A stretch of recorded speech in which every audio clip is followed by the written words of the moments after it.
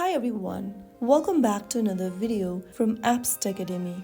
In this video, we will be learning how to avoid tolls in Google Maps. You can easily avoid tolls while using Google Maps.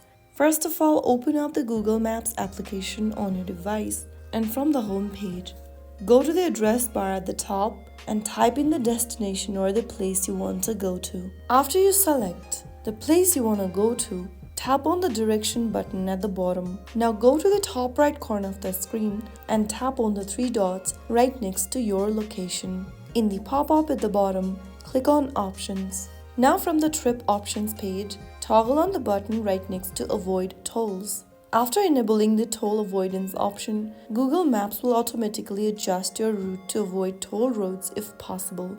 Now once you are done, tap on the Start button at the bottom to begin the navigation. And that's how you are on the toll-free route using Google Maps. If you found the video helpful, don't forget to like, share and subscribe to the channel for more tutorials like this.